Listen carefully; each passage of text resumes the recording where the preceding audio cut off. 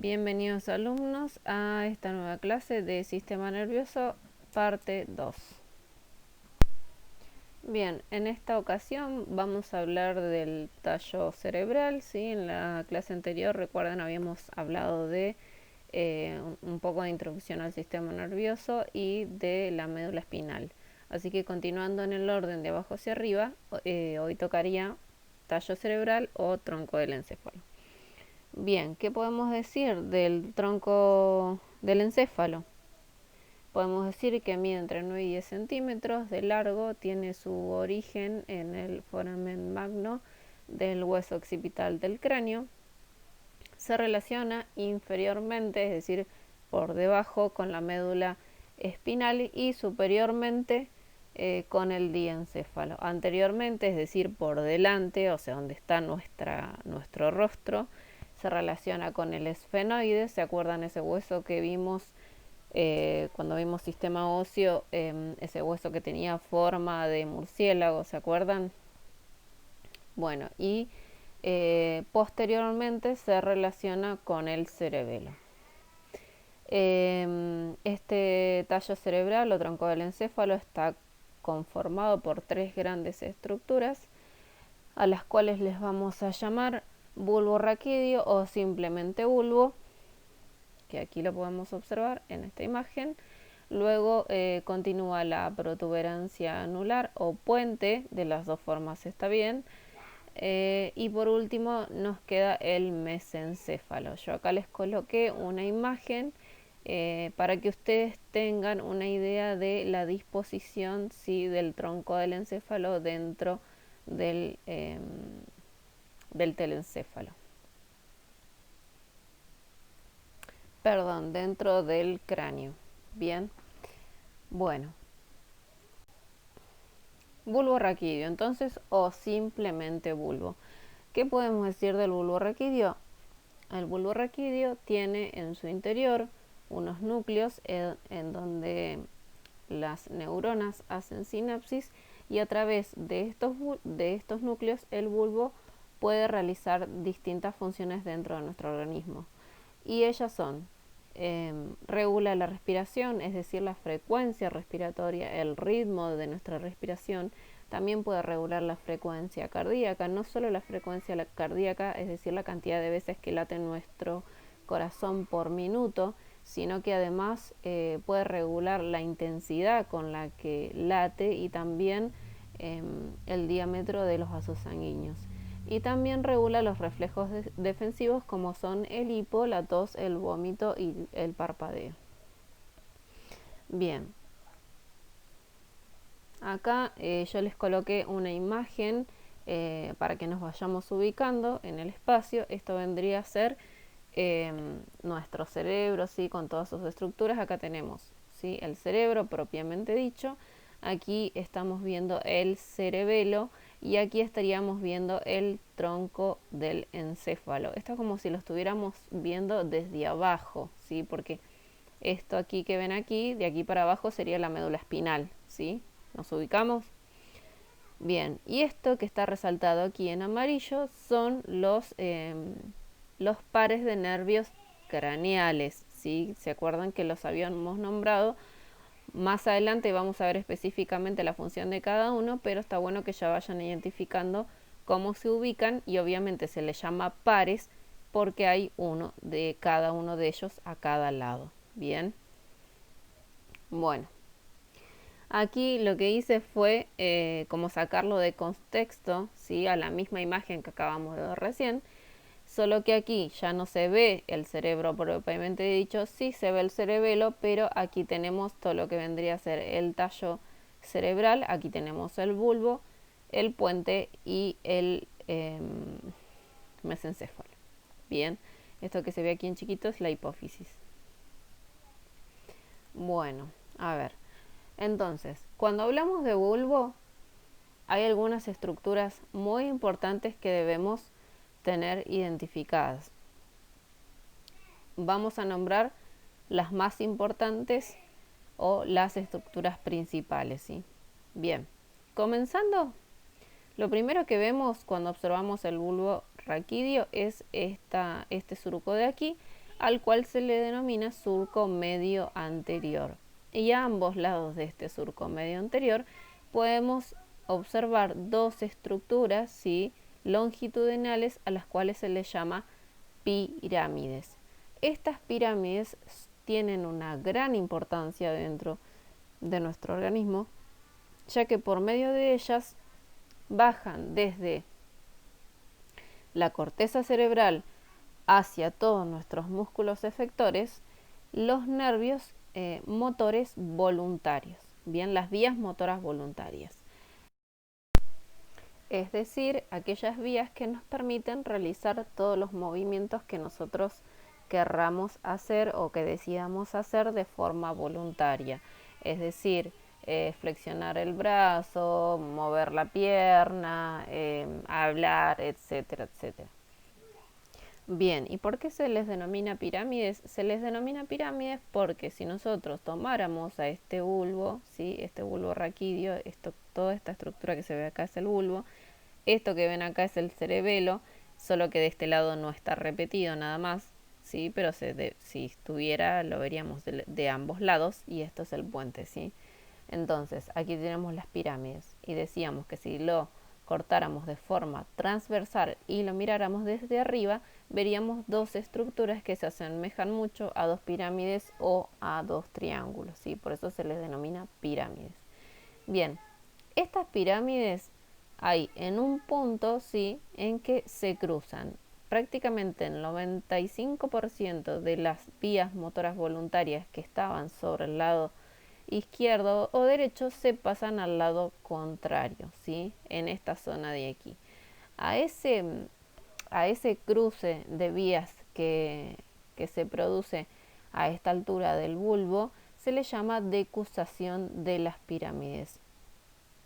Y esto es lo que explica por qué nosotros con el hemisferio, por ejemplo, derecho de nuestro cerebro, controlamos la parte izquierda de nuestro cuerpo, y con el hemisferio izquierdo controlamos la parte derecha de nuestro cuerpo. Y obviamente si nosotros tenemos una lesión, no sé, un ACV o un infarto cerebral o lo que sea de un lado del cerebro, la región que se ve afectada es el lado contrario de nuestro cuerpo. Bien. Bueno, luego podemos observar unas estructuras, unos abultamientos que se los puede observar aquí. Ven esto que se ve aquí redondeado, ¿sí?, que se ve de ambos lados. Este lado tendría que ser igual que este, solo que acá es como que los nervios están cortados para que ustedes puedan observar la estructura mejor. Estas estructuras que se encuentran a ambos lados se les llama olivas. Y estas olivas están implicadas tanto en la regulación de los movimientos como en la audición. Bien, y por delante de estas olivas, ¿sí?, por delante de las olivas, vamos a observar un surco al cual se le denomina surco preolivar, siempre hablando de los dos lados, ¿no?, surcos preolivares. Este surco preolivar es donde tiene el origen aparente el séptimo par craneal o nervio hipogloso, ¿sí? Así ya nos vamos familiarizando con los nombres. Y por detrás de la oliva vamos a tener el surco retroolivar, y es donde tiene origen aparente varios nervios, como por ejemplo el cuarto par craneal o nervio glosofaringio. Luego tenemos el quinto par craneal o nervio vago, ¿sí? Y por último tenemos al cual se lo denomina, no sé si lo marqué, aquí está, a este surco se lo denomina surco bulbopontino o pontobulbar, es lo mismo, ¿sí? Y en el cual tienen su origen aparente tres pares de nervios craneales, comenzando por el sexto par, que es este de aquí, o nervio abducens o motor ocular externo, como se lo conocía antes, y luego tenemos el séptimo par, o nervio facial, y por último tenemos el octavo par o el nervio vestibulococlear. Bien.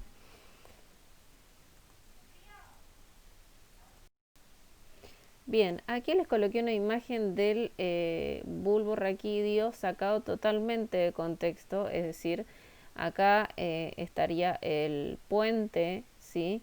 Y acá abajo estaría la médula.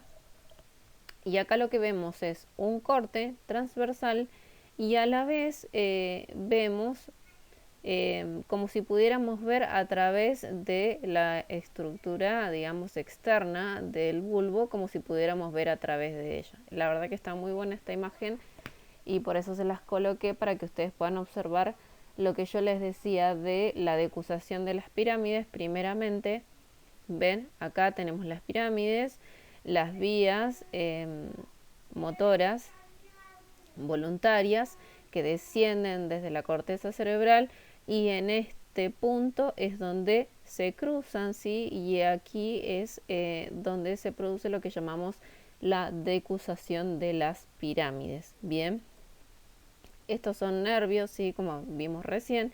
Y vieron que yo en varias ocasiones le dije, es el origen aparente de tal nervio. Bueno, ven que no es que sale de ahí, del borde, del surco, por eso se le dice origen aparente, porque en realidad no es que nace en el surco, sino que nace en el interior del bulbo raquídeo. Vean aquí pueden observar el núcleo, ¿sí? De los nervios.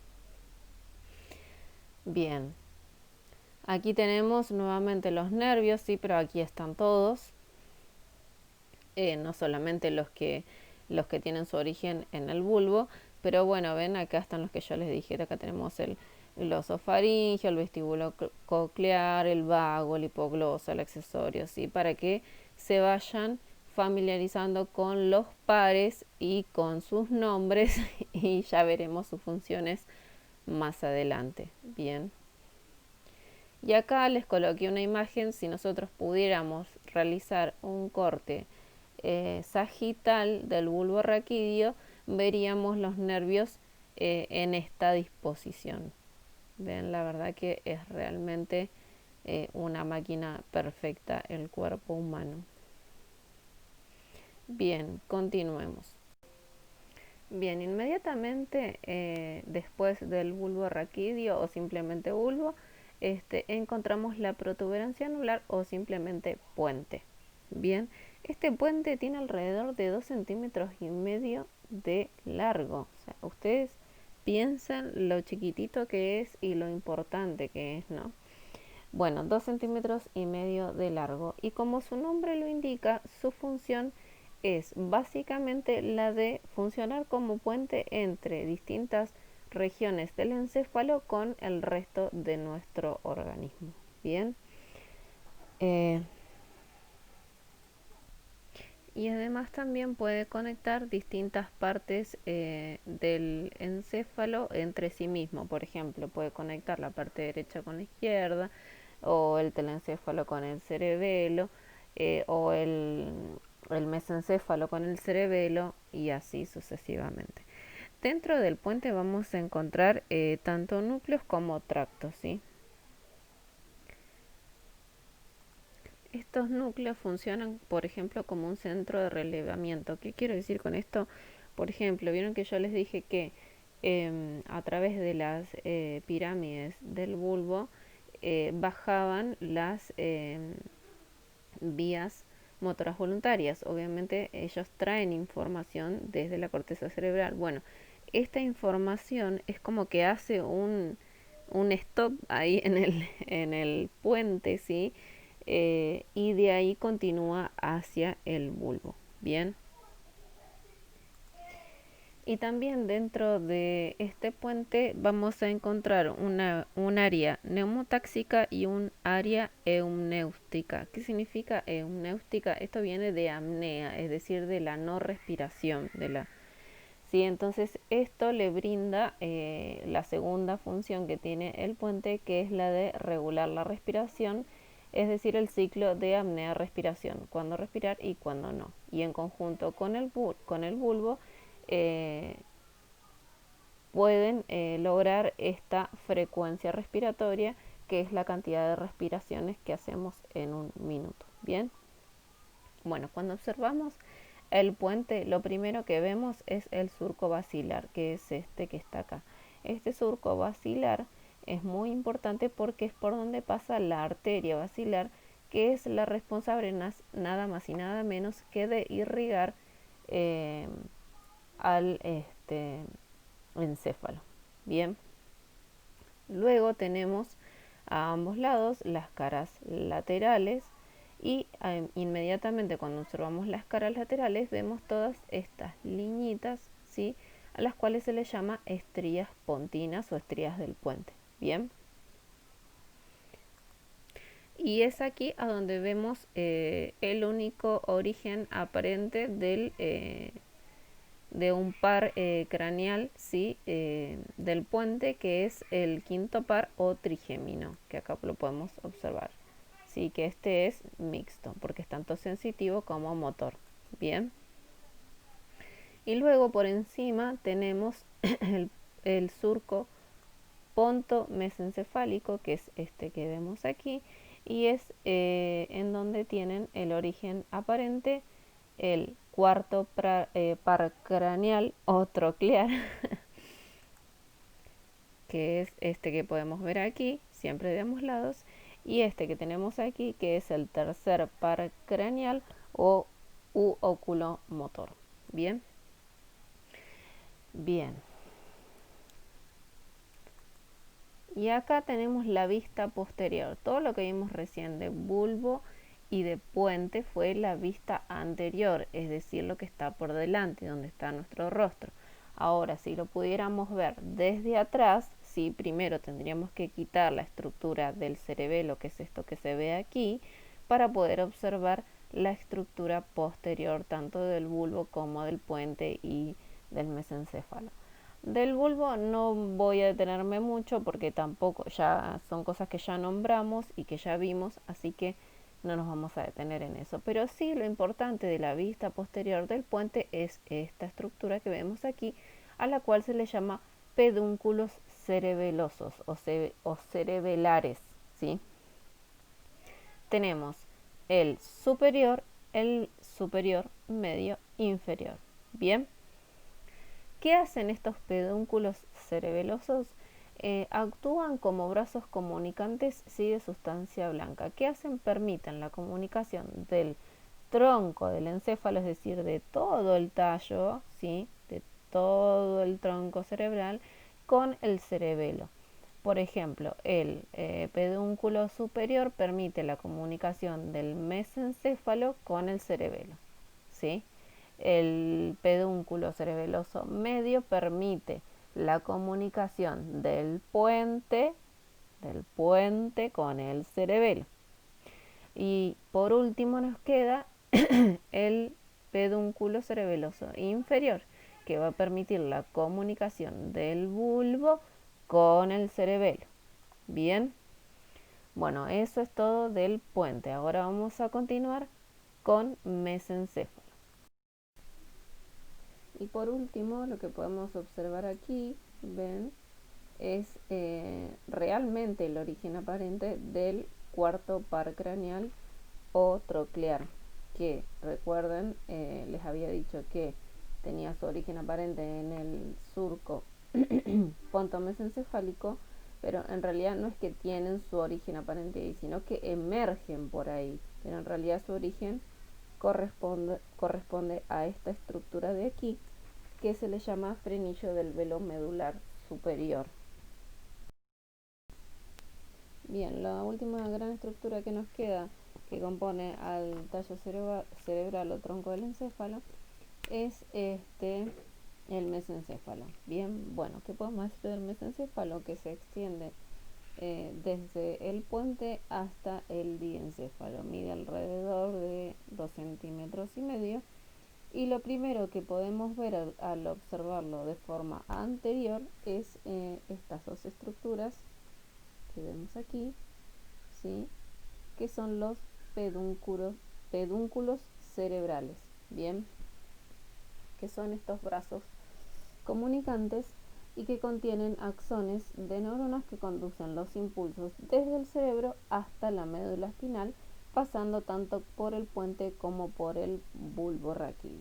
Bien, luego tenemos aquí un espacio, ¿sí?, al cual se le llama fosa interpeduncular, y es a donde observamos que tiene el origen aparente, así como habíamos dicho que también pertenecía al surco pontomesencefálico, más específicamente a la fosa interpeduncular, el origen aparente del nervio oculomotor o tercer par craneal.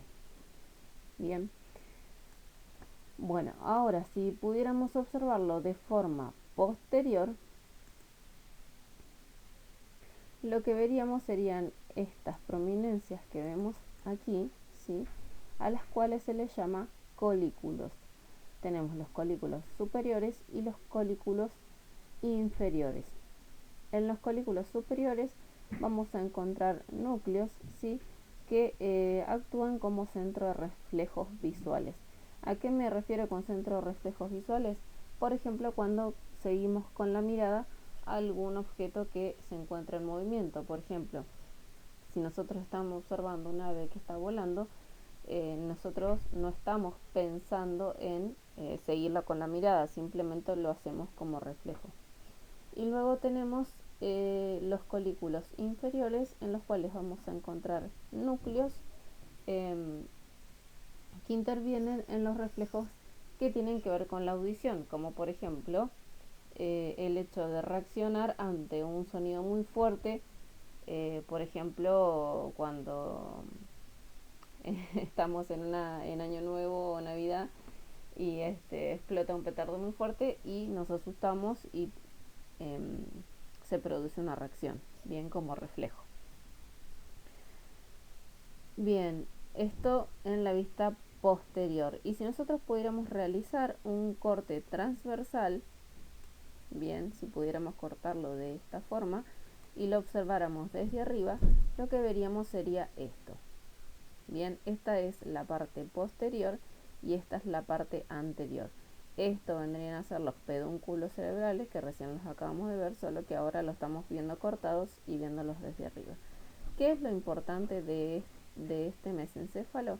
Esta sustancia que podemos ver aquí, que está un poco más oscura, ¿sí?, a la cual se le llama sustancia negra. ¿Qué vamos a encontrar en esta sustancia negra? Vamos a encontrar neuronas dopaminérgicas, que lo que hacen es controlar la actividad muscular subconsciente.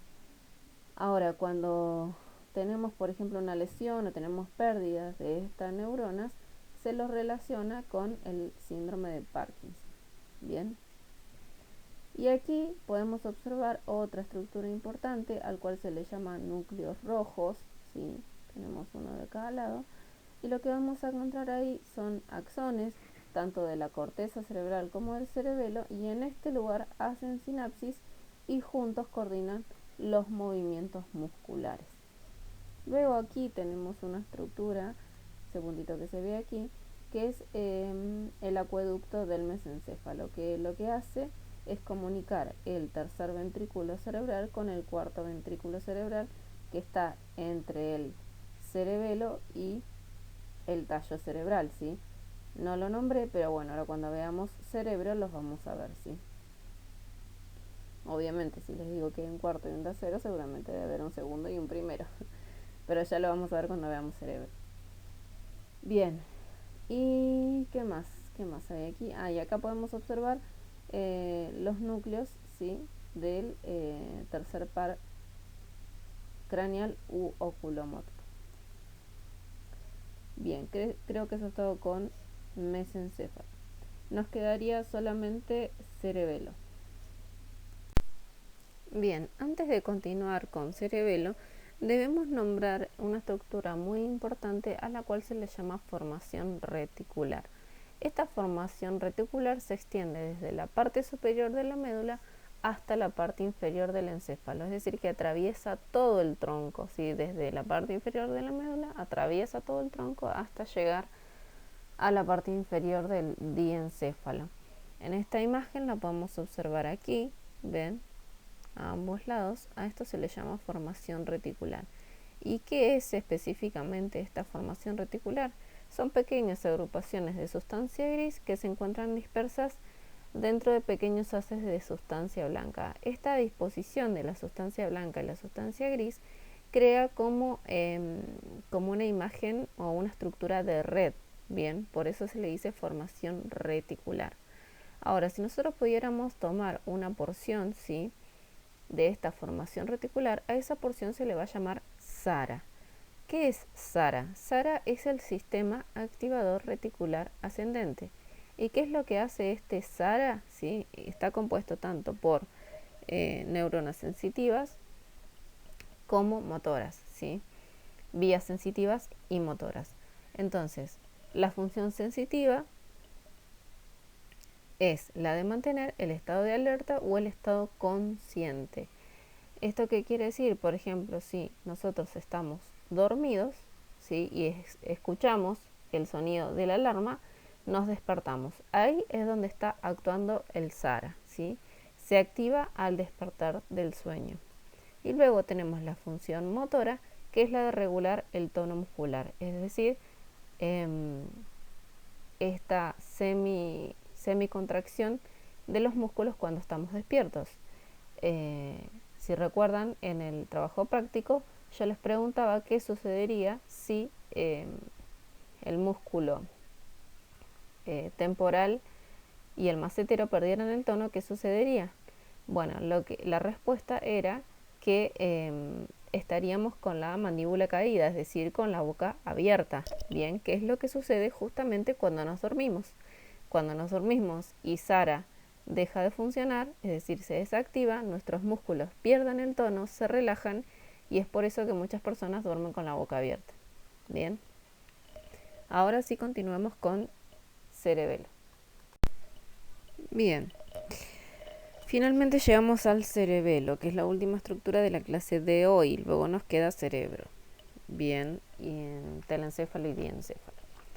Bien, el cerebelo. ¿Qué podemos decir del cerebelo? Cerebelo viene del latín, que significa cerebro pequeño. Es la segunda estructura más grande después del cerebro dentro del encéfalo. Está relacionada anteriormente con el tallo cerebral, ¿sí?, a través del cuarto ventrículo, que es este que vemos aquí.